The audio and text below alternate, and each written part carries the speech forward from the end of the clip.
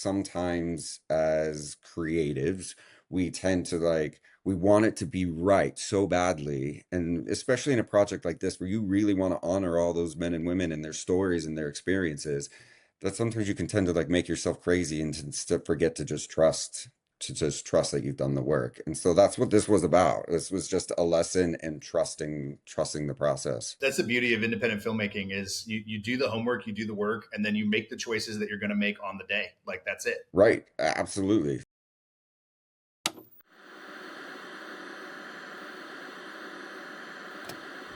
Is that much of it? That's not much of a change for you, right? My name is Kerry Kite. I used to load bombs in the Air Force, and now I'm a writer, a filmmaker, and an entrepreneur. Through using the post 9/11 GI Bill to go to college, working hourly jobs to pay the bills, and freelancing my way into a career, I've studied what it takes to successfully transition from service to civilian, and that study has become a conversation. On this podcast, I speak to other veterans, successful artists and entrepreneurs about their transition, what they did well, where they failed, what they learned, and most importantly, how they applied their skills. Episode 168 features Matt Dallas, co-star and co-producer of Sheepdog, a new film about post-traumatic growth. Welcome. This is Veteran Made. Our merch store is live at store.veteranmadeproductions.com. Grab hats, t-shirts, and hoodies in both performance and tri-blend cotton fabrics. Use code VM-5OFF for 5% off your purchase. Veteran Made is also sponsored by GoPills, a military-grade nootropic that contributes to brain health over time. Use code VM15 at checkout for 15% off. I get my collagen protein from Bubs Naturals, where you can use code VETERANMADE, all one word, at checkout for 20% off your order. We're also proud to partner with True Made Foods, which makes condiments free from added sugar and sweetened with real foods. Use code VET at checkout for 15% off. We love socks in this house. I get my wife new socks every Christmas. More importantly, we love American-grown and made socks. Use code VETERANMADE15 at rucksocks.com for 15% off. And lastly, I end my day with Rack Out from Bravo Actual to maintain quality sleep, resulting in a well-rested body and mind. Use code VETERANMADE with a space between the words at checkout for 15% off your order. Enjoy the episode. All right, we are live. Good afternoon from the great state of Ohio for me, and good morning from the great state of California, my original home state. Matt Dallas, welcome to Veteran Made. What's up? Thanks for having me. Happy to be here. Absolutely. So talked to Steven last episode about Sheepdog. Absolutely love the film. And I'm sure folks know who you are, but would love to just kind of ground us a little bit about how you got involved with this project. I know that it was a long time brewing for Steven, but would love to just dive into that relationship and where you got involved here at the genesis, the beginning of your involvement in the film. Yeah, absolutely. Yeah, so as we go through this, I know you just had Steven on in your last episode, so I don't know, you have to forgive me. I listened to the episode, and it was great, but if stories start to overlap, I guess it'll just be my perspective Yeah, versus his. Yeah. That's exactly right. That's why I love doing, I've done this a few times with a few different projects, right, where we get different perspectives from different folks that are involved. And if there's overlap, that's actually wonderful. And you said it exactly right. It's your perspective. So yeah, just go for it. All right, cool. So Steven and I, we were working on a movie in 2011, like a silly Western out at Paramount Ranch, here in California. And we were because it was like a super low budget film. We were pretty much sharing a trailer. It was like a trailer with like a flimsy pull across divider. So it was basically as if you could hear each other fart in the next room over. It was and so we spent a lot of time just hanging out in between shots and in between setups on the film. And so we had a lot of time to really talk and get to know each other. And he was coming off of this experience he'd had with his tow truck driver that he shared with you in the last episode about this this driver had shared with him sort of his experience coming home and his battle with all of his the sort of demons that he was fighting and all the just the troubles in his life and trying to reacclimate back into society. And he expressed that he had been journaling about it and he had this idea, but he didn't really know what it was or how to flush it out, and that had been really bothering him, and that he wanted to go out and explore it out in the road. And I was like, yeah, dude, that sounds amazing. But then he sort of presented to me the opportunity. He's like, if it does, I don't know if it's going to be a screenplay, but if it does turn into a movie, I want you to come along, and like I think you should play my best friend, but you have to join me on the road so that you can see firsthand sort of like what these men and women, and not even just the veterans returning home, but their families, and like sort of what like the sort of effect that it has on everybody. And so that was, and I jumped on board, and I'll be honest, in the beginning, I don't come from a military family really. My grandfather served in the Navy, but it was never really something that he spoke about. It was, other than like the tattoos as reminders of his service, we as the grandkids didn't really know much about it. And think especially for that generation, that's not relative, or that's not really that uncommon. A lot of men and women were coming back and didn't feel like people wanted to be burdened with. And I mean, this is still true today. It's like they feel like, the general population or civilians don't want to be burdened with, the sort of the darkness or the issues that they're carrying. So yeah, I didn't even have like a real personal connection at the time when I came onto this project. And we hit the road, and it really did. We say this at the closing like credits of our film, but it really was like sitting down with our first veteran for it to become very personal for me. Yeah. And So do you, obviously Stephen wrote the film as a screenwriter and has a producer background, and obviously had an itch early in his career to get into that side of things on the development side. Like for you, obviously it started with a personal relationship connection with Stephen, but when he said, hey, come on the road, I don't know if this is going to be a screenplay. We're just going to document these, not necessarily as a documentary, not as footage to necessarily be in a documentary, but like, who knows what this is going to be. What made you say yes to that?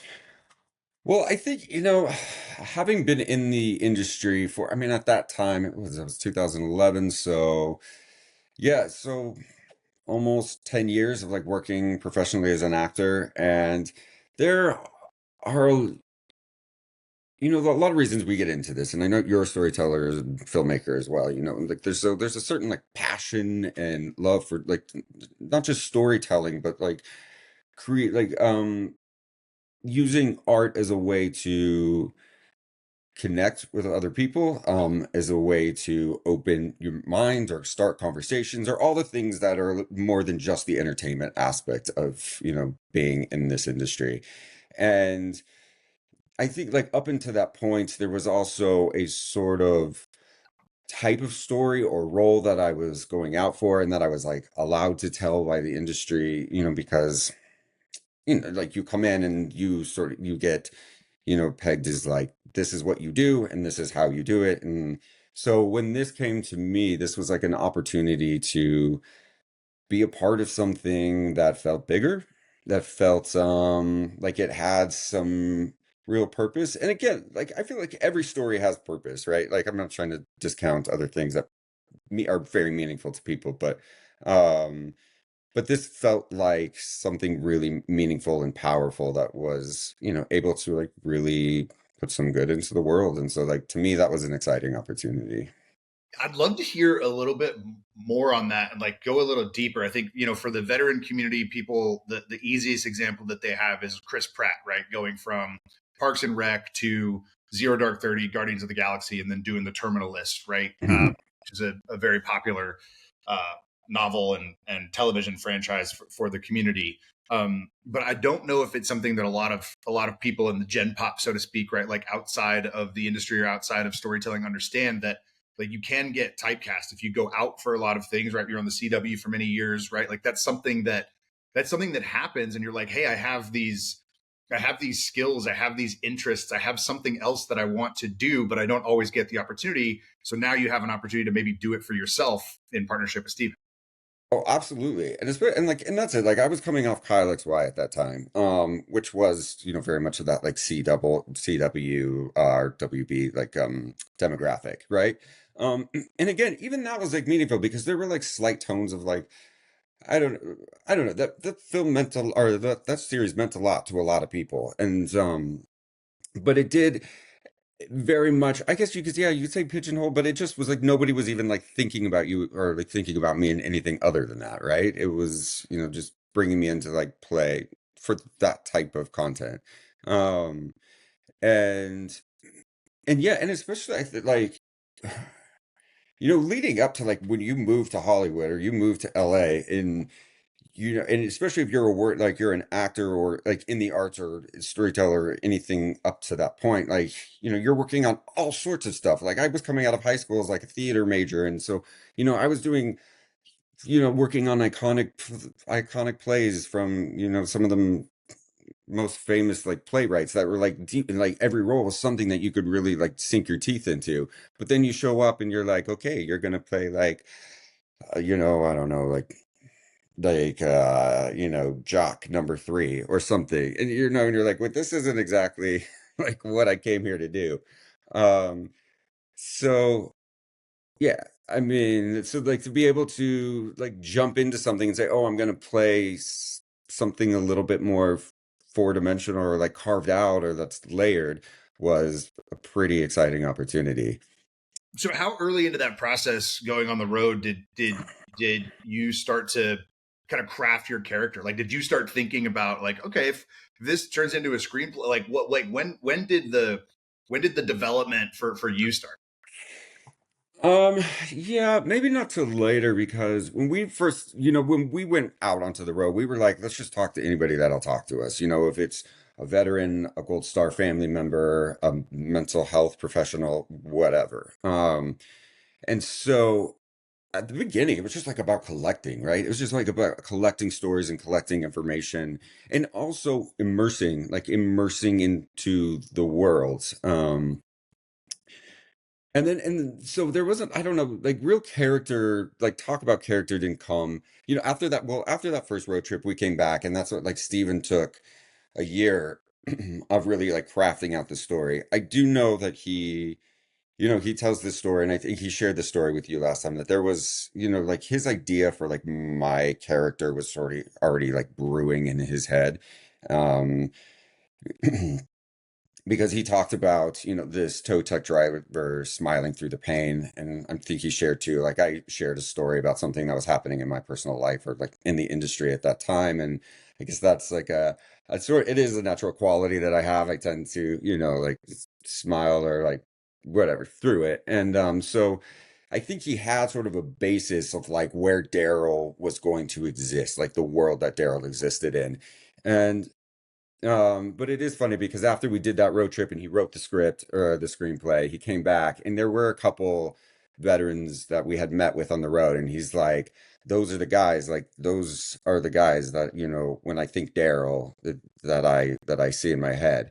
And which was funny enough, like some of the ones that I connected to like personally are just like connected to the most. So I guess it was like then, a couple years later that I started to really think about it. And then over, the course of, this film, we had so many stops and starts. And so over the course of the next 10 years was, every idea that I had about Daryl would just eventually like fade away into maybe like Daryl's sort of like backstory or history because we were aging. And so the characters were aging, and the sort of ideas of like what Daryl was going to be like just kind of kept evolving as, any of us do as normal human beings. Yeah, was that evolution and that period of time like was it frustrating for you? Was it exciting for you? Was it like how much did you have to put away and say I might use that? Like those stops and starts, like as an actor thinking about this opportunity, what was going through your mind and your heart? Yeah, dude, it was a roller coaster, man, because yeah, there were even at points, like we were trying to get this film made for so many years, and we would go into rooms and get laughed out of the room, or people would tell us nobody cares about, like, this is too depressing. People don't want to hear this story. Um, and then there were times, like even the ideas that we had of Daryl and easy, like earlier versions of the script were like different. Like I was supposed to have shoulder length hair, and so I grew my hair out like three times, and then and then I would cut it because I'd be like, we're not going, like this is not happening this year. Um, or initially my character, in the version now that exists of Sheepdog, my character, I put on 47 pounds to play the role, and like so that was like a very deliberate decision that we made, that we were going to go that direction with it. But initially, it was like sort of the opposite, that he was like rail thin, and he there was he had a drug abuse ish problem, and so he wasn't eating, and so like it was a very different direction with the character, and so I don't know. Yeah, was it frustrating? I guess it was like it was more frustrating because we just wanted to tell this story so bad, like, and we had poured so many years and so much work and like into it that we just wanted to get this story out there. And it always felt like every time a new movie that would come out that sort of dealt with this topic, we were like, no, they beat us to it. We're not going to get our film made. And then, like when Thank You for Your Service came out, or Billy Long's, yeah, but anyway, Long. so yeah, it was, Yeah. yeah, Yeah. yeah. Yeah. So it was more like frustrating because it felt like, is this ever going to happen?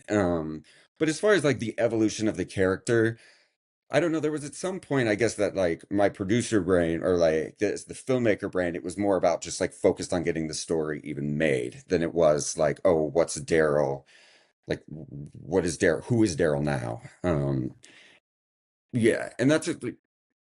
Yeah, go No, ahead. go Well, I was just gonna say, yeah, and then to the point they're like, and again, I know Steven shared this story with you last time too, but like even to the point where like when we finally we're getting ready to go shoot it this last time, I had this moment like when we were days away, like I was like packing up my bag and like putting together, like one of my favorite parts of like creating a character is like the look, putting, because like I feel like once you step into the shoes and the clothes, you're like you see it come together. So I'm like as you do in independent filmmaking, I'm like pulling items out of my closet that I can like bring to for Daryl. And then, I had this moment where I was like looking at myself in the mirror, and I like see like this is not Matt Dallas anymore. This is Daryl Sparks. But then I just had this sort of like anxiety come in of like, holy shit, but like who is Daryl Sparks now? Like I've thought about Daryl over the years so much, but I'm like approaching 40 now. That's not the same as when I was, 29. So yeah, I called up Steven and I was just like, man, I know, like we have all this footage from the road. Are there like some things like that you can send me that I can like, and he was like, no, no, no, no, no. Like you got to slow down. Like you're coming at this wrong. Like all those stories that have been shared with us, in living rooms and, dive bars or legions or, over kitchen tables, like they're all in you. They're all there. And it really was that. Like we showed up on day one, and that's when we shot like the bulk of my stuff in the movie, and it was all there. It was, like they all those stories, all those everything just were living inside of me. what, man, like, so like, three-ish questions I want to ask there, and I'll kind of come back. The first one, I'm just going to put a pin in it, is integrating the producer brain and the actor brain. We'll come back to that, but Yeah. talk about that anxiety that you were feeling, and then you just went and did it, and it was all there. What like techniques do you have, or what did you do to either relieve that anxiety or live with the anxiety and let it fuel you and feed you to just step into the role and do it? Like, what was that process like for you? Yeah, I think also there's a sort of like as we age, a maturity of process, I think, as well for like as actors. I think if we're talking more as acting, that you learn to trust the process and the homework and everything that's been done a little bit more. Because like in the past, I would spend the nights before like just going over my script, like the scenes for the next day and making sure that I knew it from every which direction. And in this one, there just was no time. There was no time to do any of that. And because, even leading up to it, like I was up there a couple months before we started shooting for pre-production. And like, I'm thinking about, I was like one of my bigger tasks or as a producer on this project was being in charge of the background. And we had like 200 background roles to fill. So like I'm thinking like I'm in some small town that I visited once before, and I have to find 200 people to like come be in this movie. So like I'm like leading up to it, I'm just thinking about like, okay, who's coming, who's going to be on set tomorrow? Do I have all my background and people blowing up like text messages blowing up my phone, So they're just, and even in between shots, it was like I'd have, they call cut, I'd look down and I'd have 15 people that I needed to get back to. So there just was no time to do any of that. But I think it was maybe a big lesson in that, sometimes as creatives, we tend to we want it to be right so badly. And especially in a project like this, where you really want to honor all those men and women and their stories and their experiences, um, that sometimes you can tend to make yourself crazy and to forget to just trust that you've done the work. And so that's what this was about. This was just a lesson in trusting the process.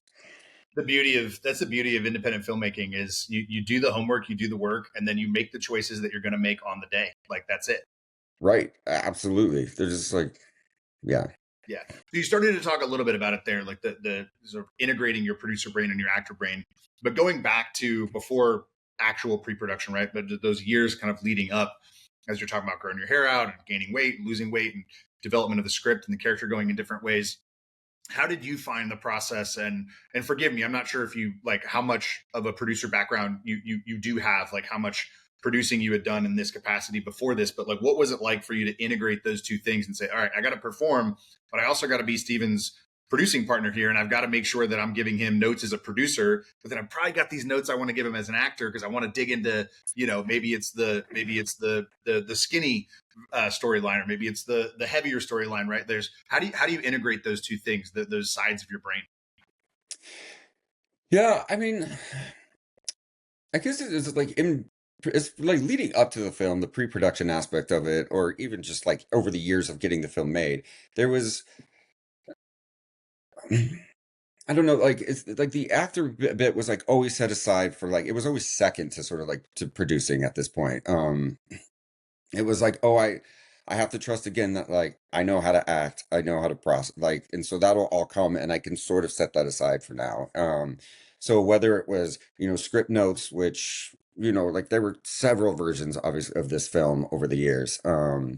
So if it was like character development or script notes, it was always, or even like where's the money, or how are we raising the money, or who do we need to talk to, what rooms do we need to get in, that was sort of just like always was the focus. And I guess even in the times leading up between when we were gear up to shoot and it would fall apart and gear up to shoot, um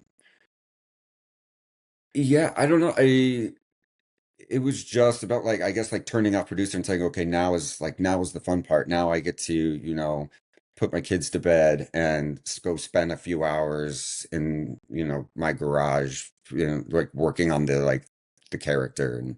And so it was just I guess just finding the time and setting it as time management, I guess. But but it was the producing aspect of it was so much. So, I mean, this was the first project I started producing. I produced other projects in between now. Um, but it's all been such a lesson in filmmaking and what goes into it. So, I don't know. I guess I was just like a sponge and anxious to learn this side of the industry. Yeah, that's fun. I mean, that's fun. I know a lot of actors talk about wanting to produce or wanting to direct or wanting to write, right? But at the end of the day, you just have to do it and jump into it and learn the hard way, right? Especially with independent filmmaking. And that's one of the great things about independent filmmaking is once you get there, you just get on set and you start doing it, and you find all of a sudden that hey, we've actually got everything that we need. It didn't feel like it, but now we're here and pictures up and we're rolling, and okay, we've got it Yeah. and we're going. Yeah. And that's exactly it. I mean, even when I showed up, because there was one other producer that was there and Steven, and so the train was already moving, and I should that showed up, and I was like, I don't know where I fit into this at this point. And you're just trying to find where you can be helpful, and but then you just jump on the train and you just go. You're you just start finding things. You're like, all right, I got that, I got that, I got that. Yeah. But that's what it is in independent filmmaking, right? Is everybody's wearing 50 different hats and you just make it work. Yeah. Yeah, it's funny. We're right about the same age, I think, and it is funny that we're at the stage of life now where we can say yeah, now that I've gotten a little bit older, now I kind of understand these. But you're right, you get older, you mature, you learn, you grow, and you have all of these reps behind you, right? All the repetitions is the foundation, Yeah. and realize there's elements of it that are in a good way automatic, right? Whether it's getting off book, or whatever the things are that you need to do in each individual role, you actually start to learn. Oh, okay. I'm actually pretty good at this. Like I've been doing this for 10 plus years, 20 years, whatever it is. Right. And you're like, okay, I Sure. can just do these things. Right. And that's exactly like I guess when that's was that lesson for like acting for me is that like, oh, I know how to do that. I don't have to spin my wheels trying to like figure out who this guy is or what Daryl would do in this moment. It was yeah, because you could just like trust, okay, I know how to do that. But even yeah, the producing aspect of it is like I can know how to just like roll up my sleeves and jump in. Yeah, Steve and I talked, quite a bit about the process and financing and the difficulties and some of the intentional choices you all made to say no to certain people and to certain things because you wanted to do this a specific way. Looking back on it now, obviously, I'm sure it was very difficult at the time, but looking back on it now, how do you feel about the process and the choices that you all made, and what was it like to get into just be thrown into the fire as a producer? Yeah, man. So yeah, those choices though, like a lot of those were learned too, right? Because there were so many times that we would start to talk about like, like, okay, Steven, like if you want to direct this, does that mean we have to put like a star name into your role? Or does that mean that I'm playing like the prosecutor, which is like in one scene and somebody else is coming in to play Daryl? Okay, if you're Steven, if you're going to play Calvin, do we need to bring somebody else in to direct it? Because it was just about trying to like have those conversations of like how can we get this film made, how are we going to get people to trust us with this kind of money or this sort of um scope. Like this was a relatively for us as filmmakers the biggest scope or scale that we had taken on as a film. So there's so many moments of like as much as we were like don't want to bend the knee to Hollywood or to like you know, because we were very convicted in the story that we wanted to tell and how we were going to tell it. But yeah, you start to also like second guess yourself. That you think like, are we so naive to think that we can do this all the way that we had initially planned on doing it? And thank God, every time that we'd have that conversation that it never panned out. Like, thank God that's nobody else, somebody didn't say, yes, I will. Here's the money if you go cast Ryan Gosling, which I'm sure Ryan Gosling would have been amazing, but there was nobody else that like, nobody knew these stories the way Steven did. Nobody else was going to have the 10 years of sitting in people's living rooms and hearing, having their experiences sort of like, uh, given to them as an actor in those ways or Stephen spending years role playing with PTSD clinicians or just mental health professionals and or role playing or sitting in on sessions like nobody else was going to have that opportunity, so there was nobody else that could play that role. So Yeah, thank God that it happened the way it did.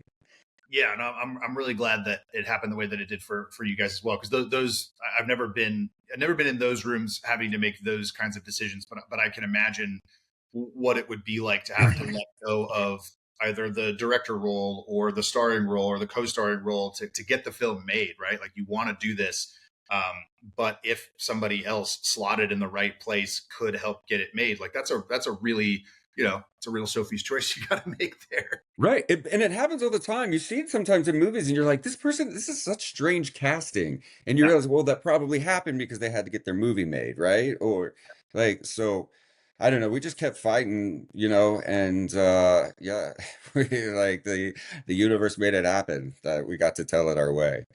Yeah, I love that. My early years in LA, my producing partner out there and I were trying to do the same thing, and we obviously it stalled and never happened. But we were talking to some people, and he was like, "Well, you've to me never directed before, and you to him who wrote the screenplay it was like you've never starred in anything like this. It was a comedy, right? Like there are people who can do it, and here's how you can line it up by putting these people in it." And we were in our mid 20s, like we had no clue what we were doing. And I look back at it now, Yeah. and it's like almost embarrassing to even say it out loud, but we spent months on this script, and you got to go through it. And we ended up talking to one guy who took a job and jetted, and so that we kind of like lost all the steam. But I do look back on that and I'm like, man, that was a rep. Like that's an understanding that I gained of the industry and how it works that I otherwise wouldn't have unless I had gone through that process. 100%. And I'll tell you, like Steven will say the same thing. It's like there are times when we look back at like what we thought we were going to shoot and we were like, Ooh, like thank God like we did not get the money then, because that story, like Steven as a director and as a filmmaker, even us, like like the the way I thought like Daryl was going to be played, like all of it, like you're just young and naive, right? And idealistic. And so you think you're like going out, but yeah, ultimately there was no way we were telling this story in 5 scripts ago or 10 years ago. It is, but you're right. Yeah. You just like, you look back and you're like almost cringe at it, but this, you have to like go through that, right? Like you have to go through it. Otherwise, like, how do you grow? Like, how do you get to the place where you know that you can create something beautiful? It takes what it takes, right? Yeah. Um, I'm a big believer in representation, and it's obviously really important in our community as well, because a lot of military stories, a lot of veteran stories get told incorrectly or poorly, or fill in the blank with whatever word you want to use. I'm also a big believer in pulling together people from outside of the community to help tell a story to get a better, more well-rounded understanding. And right, like you and Steven sit in this interesting place where you had 10 years of experience, right? Having these conversations with people. And like you said, going to legions and dive bars and clinicians and homes and all on all of these things. So what was it like for you to come from outside the community to really dive in and headfirst kind of integrate into the community to tell this story this way? Yeah, so we get asked often, like, what do you hope that audiences take from this? And there are, of course, like, we hope that you know veterans coming out of it that might be struggling realize that they're not alone and that they matter, and that there are people out there that want to that are there to support, like they're there as support. We also talk about like the and sort of similarly for the like direct orbit around the veteran, the families and mental health workers. But for me, because I guess because I came from sort of not in this world, I hope that we can take this film to an audience that does like go beyond just the veteran or military community, so that they can maybe have their eyes opened a little bit in the way I did, because I had no idea that this was even an issue when I was in my 20s, or that we were like bringing men and women home without the proper support system to like come back to society. And so I guess, yeah, like I hope that we can do the same for the general public that is maybe a little less exposed or aware of what's happening. And yeah, what was is that the answer to the question? Oh, that's right. No, I think yeah. I mean, storytelling is the best way to do that, right? Like it's you can browse Yeah, with facts and data and statistics. People can complain about what this administration is doing or what that administration was doing, or how terrible the George Bush was, or how terrible Joe Biden was, or how terrible Donald Trump sure. is.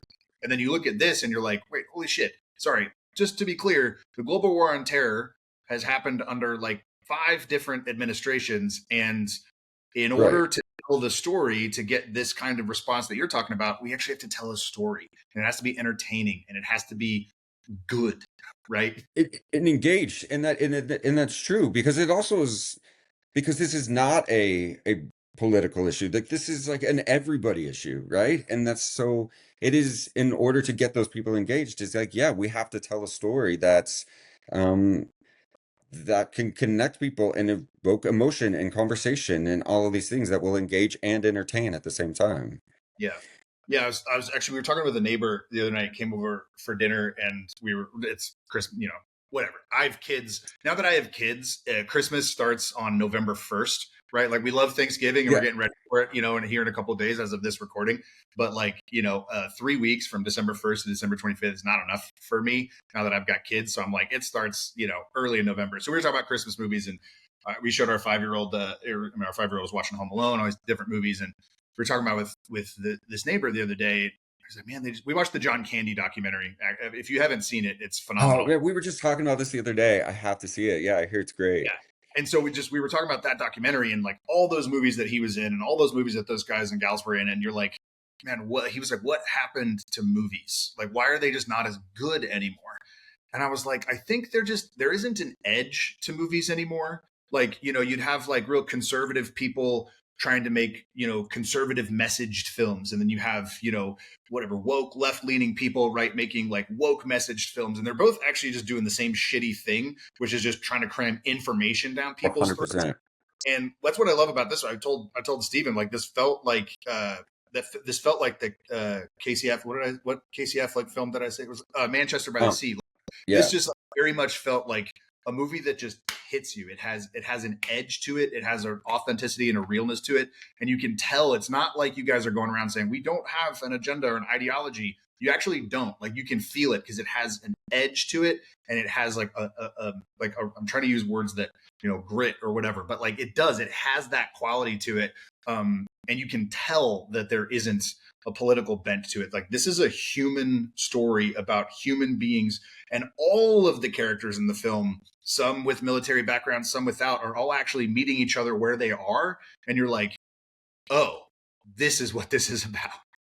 100%. And that was something that a conversation we've been having since the beginning, is that it's like, this just has to be a human story, right? It has to be like, and even if we're talking about trauma, like, trauma is universal, right? It's not specific to the veteran or military experience. It's, and that we could have no sort of agenda with, like, even approaching the VA, right? There's so many, we spoke to so many veterans that had so many frustrations with the VA. There's even, like, now with my grandfather, where my aunt, who has been dealing with his experience, like, she gets so frustrated with the VA. But it was like, as we approached that storyline in this project, it was about like, well, yeah, the VA is maybe a broken system, but it is the system that we have, and it is filled with people who want to change lives. It is filled with good people, and there may be some bad eggs in there too.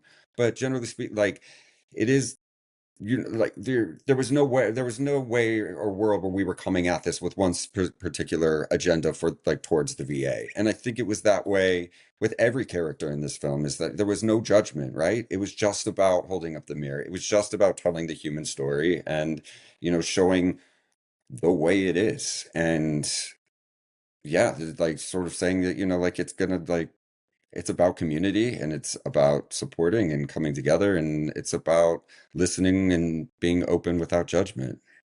Yeah, while also telling the truth, right? Like, that was And something yeah, I was struck by in the movie. It's kind of like, whatever, you watch military stuff or veteran stuff, and you're like, all right, all right, all right, I know what's going to happen in this scene. Like, and then I watched this movie, and I'm like, oh shit, she just told him the truth. Oh shit, he just told her the truth. Oh shit, he just told him the truth. And all of a sudden, it's all these, yeah, the greatest thing about drama is that everybody's right. Right. And I don't mean that in some like relative weird, like woo woo way of like, everybody's right and nobody's wrong. It's like, no, everybody in a scene, when it's dramatic properly, everybody has a correct perspective, and those perspectives are going like this. And that's what, right. Like, and I just, yeah. the whole movie that I don't know. I loved it. It was great. Thanks, man. Yeah. Yeah, yeah, we've lost that. We've lost that in movies, and obviously indie movies do it better than most studio Yeah. pictures these. But that's where it But is. even Indie. that, like, how many independent films do we see like this anymore? That is, like, sometimes they're just so obscure and indie that it's like you can't even find it. Or, I mean, but you're right. It's like, God, it's sad, because we used to see, like, be able to go to the theaters and watch great independent filmmaking that were telling these kinds of, like, truthful, authentic stories. And now it does feel like it's either, like, super big and glossy, or small and trying to be glossy. It's like, Yeah, yeah. exactly. Yeah, yeah. It's funny, the democratization of technology has obviously helped independent filmmakers quite a bit, because we all have access to things that we otherwise wouldn't have. But then it does kind of create that opportunity to, like, well, let's make it look like this. No, no, no, don't make it look like that. Make it look like what this film is. What this film is, yeah. So, are you mentioned producing some other things? Like, what are you? What's your, in terms of independent filmmaking after this process? And obviously, you're going through press, and you guys are going to do awards and all that good stuff. But like, how are you feeling about indie film and your contribution to it here after this? Yeah, I don't know. It's like, this project has been a lot. Like, there's, where a small film and we're trying to operate like a big film. I mean, it's like just because we want to get the word out there, mostly. And I mean, I guess that's like anytime you create something because you want people to see it. And so it's been a huge lift. And so we're certainly focused on just like getting through the release and, like in January and like getting through to February. There'll probably be a long, like a period of rest, especially for Steven, like that's a lot to carry as the director, producer, and star of the film. So, but yeah, there are certainly other films that like, I hope that we can continue to keep telling stories like this that are independent, like truly independent films, not $16 million calling themselves like truly independent. Granted, we would love some budget, like some big budgets, but I hope that we can continue to tell stories like this that, yeah, that are like true independent films that are able to sort of break the mold. And, we're going into 500 theaters, or sorry, 500 locations. And like for a film of our size, that's unheard of these days. Um, and I hope that it will like continue to make change or open doors so that we can see more films of like this sort of range. And you even look at a Nora that was made for like what, like 6 million, but then they spent like 20 million on the campaign. So you're like, that doesn't even really like to, I don't know, see truly independent films like coming back to the cinemas and even just getting made that like find a path forward. Because at this budget, it's like hard to make your money back. If you just get dumped onto the streaming services, you get lost. So yeah, I hope that we can be a part of a change in that. Yeah, put movies back in theaters again, right? It's just kind of like, and it's tricky, right? Like I work a lot in branded content. We work primarily on the commercial side of things now in branded content. And listen, streaming is great and YouTube is great and brand funded things are great and give filmmakers great opportunities. But we're circling around in this conversation. The really tough part about the industry right now is like you have, obviously Scorsese super infamously, dogging on Marvel, right? And Yeah. then this really high level thing of like, well, is it Marvel movies or is it Scorsese movies as well? There's actually a bunch of other people down here that are trying to make stuff and trying to figure out how to do it, try to figure out how to use these cameras, right? Try to figure out how to finance films. I mean, I loved Anora. We watched it before the Oscars, and I absolutely loved it. And then when I started to talk to people about it, everybody just wanted to, well, it shouldn't win anything because it only cost this and they put this much into marketing, and A24 does this, blah, blah, blah. It's like, I don't want to have a meta conversation about the industry. I just love the fucking movie. And Sure, that, I'm with you. I'm you with know, you. yeah.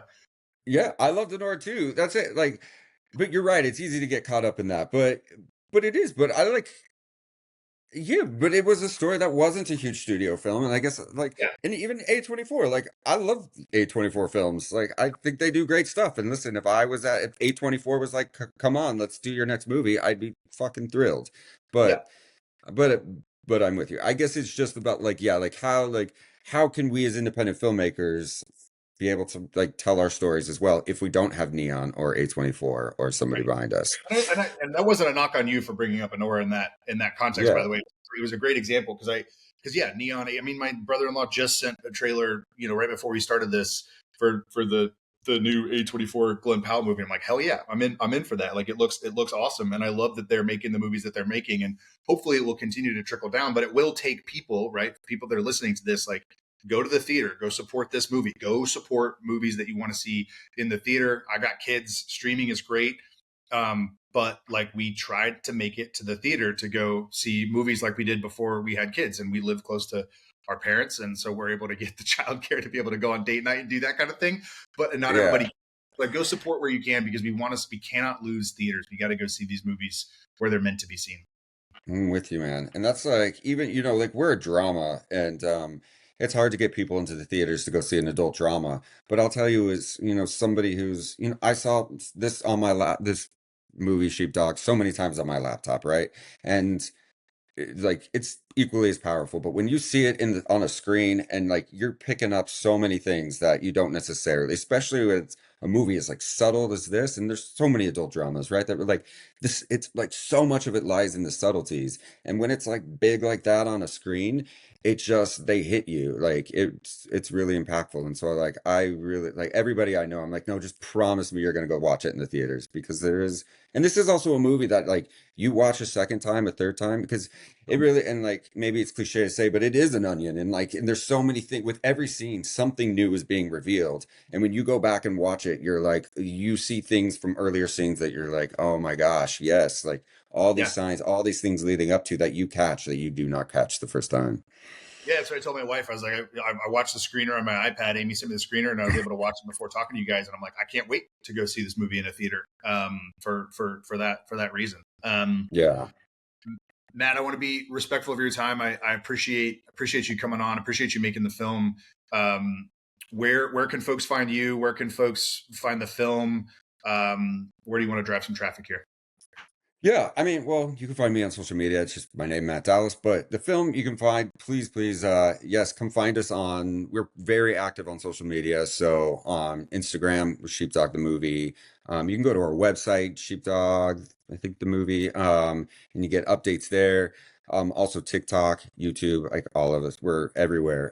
So yeah, please come find us there. Sign up for the for updates. But we're very active because for us, it's about building a community are building, our sort of like grassroots campaign. So we're working with veterans organizations all over the country, and we really hope that this is something that can like bring people together. Like we're hoping that a lot of like veterans groups will come out and like bring people in their community, and so we can again like continue the conversations together instead of people are already so isolated, so like sitting at home and sitting alone at home. So yes, we're going to be have a short run in Santa Clarita in December, and then we open wide in January, and we'll be all over the country in January in Yep. theaters.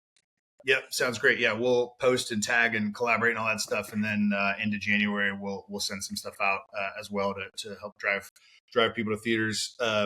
Matt, sincerely appreciate your time, appreciate the effort, appreciate the energy, the movie. Likewise. Very excited to see where you guys take this, and yeah, I really appreciate you joining. Yeah, same. Likewise, man. Thanks for having me. All right, cheers. Bye.